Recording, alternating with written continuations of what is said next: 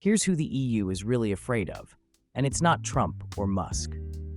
Elon Musk's digital fireside chat with former US President and Republican frontrunner Donald Trump sparked outrage among EU officials. The risk for Brussels is that Europeans may learn uncomfortable truths from one another. EU Internal Markets Commissioner Thierry Breton issued a warning in response to the exclusive event's internet promotion, the type of thing that looks considerably better on official corporate letterhead, the European Commission's in this case, than, say, in a whispery, untraceable phone conversation.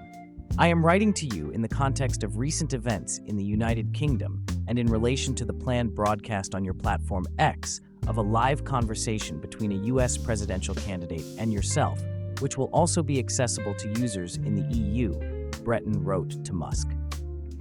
He warned the billionaire about continuing compliance investigations and emphasized the importance of reducing amplification of harmful content, which might affect civic debate and public security. Yes, because anything that contradicts the official EU establishment narrative and agenda is widely regarded as a threat to public order. The plebs may uncover certain inconvenient realities that explain why daily living in Europe has become more difficult than that of our gatekeeping masters. Worse, they may decide to take action, causing even more pain for the ruling class by forcing them to rethink some of its policies to the damage of some obscure special interests. It's fitting that Breton evoked the recent unrest in the UK, which was not caused by an actual migrant, but nonetheless sparked public outcry over migration and asylum issues, something so fake that the British government has tried to hide the extent of the problem by stocking migrants on an offshore barge and proposing to send them to Rwanda. Breton also copied ex-CEO Linda Yaccarino on his letter, just as a principal might copy an unruly student's mother so she could discipline him at home. However, Breton discovered that convincing mom is difficult when the kid in this situation supports the entire household. This is an unprecedented attempt to stretch a law intended to apply in Europe to political activities in the US, replied Yaccarino. It also patronizes European citizens, suggesting they are incapable of listening to a conversation and drawing their own conclusions. Usually, when the EU is accused of foreign interference, it's because it's riding shotgun with Uncle Sam, who wasn't available for backup this time, when Musk himself fired back with a meme from the movie Tropic Thunder, a still image of actor Tom Cruise in his role as a talent agent, captioned with the line, "Take a big step back and literally, fuck your own face." Stéphane Jourdain, chief editor of France Inter's digital operations, citing European Commission sources who said Musk's response would be included to their case against X. Commissars. Oh, but wait. Breton appears to have gotten out ahead of the EU clown mobile and is ready to get a deep back massage from the Jalopy's tire tracks. The European Commission denied Breton had approval from its president Ursula von der Leyen to send the letter, reported the Financial Times. Breton now understands how every EU citizen feels when unelected Queen Ursula imposes top-down choices for all Europeans in the same way that unelected Breton recently attempted to impose unilaterally on Musk. What purpose does all of this turmoil serve?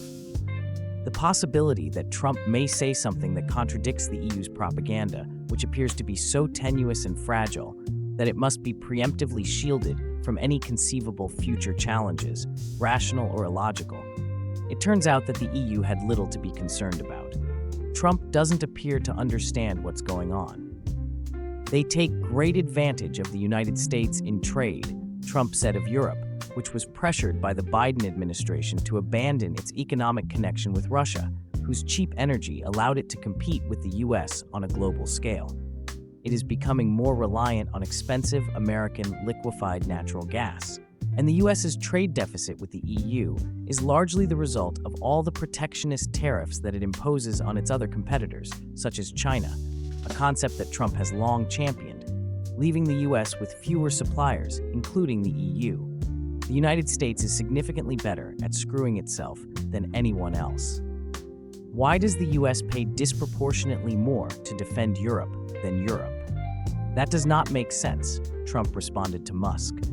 That's unfair, and that is an appropriate thing to address. except that the US money for Ukraine is mostly going into the US military-industrial complex, which is a wonderful bargain for Washington insiders.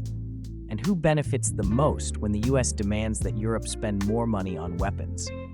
In the 2019-2023 period, 55% of imports to Europe were from the US, up from 35% in the 2014-2018 period. French state media source France 24 reported of EU weapons. As if the EU was going to clarify any of Trump's claims. If Brussels had to be honest, it would say, actually, Trump was disseminating false information when he said that we were not paying enough for Ukraine. Our own arms industries are now cashing in on the charade. The EU is also unlikely to recognize that it has become more reliant on the United States for everything, including commerce, despite the fact that the whole point of breaking up with Russia was to avoid being overly attached to any single partner. But here's Trump sounding as if he has no idea why Brussels has become such a stage 5 clinger that it requires the US to buy more of its products. The more Trump blabs, the more the typical European citizen can determine how closely his reality matches theirs, and the greater space between them, the less power Trump has over them. As a result, allowing him to speak as much as possible may benefit the EU's own agenda. The disadvantage, of course, is that open debate on anything EU-related elicited by Trump, even if unintentionally, risks triggering an online public dissection of EU measures that will spill into more traditional media. And there is a considerable risk that EU politicians will be exposed as inept jokers.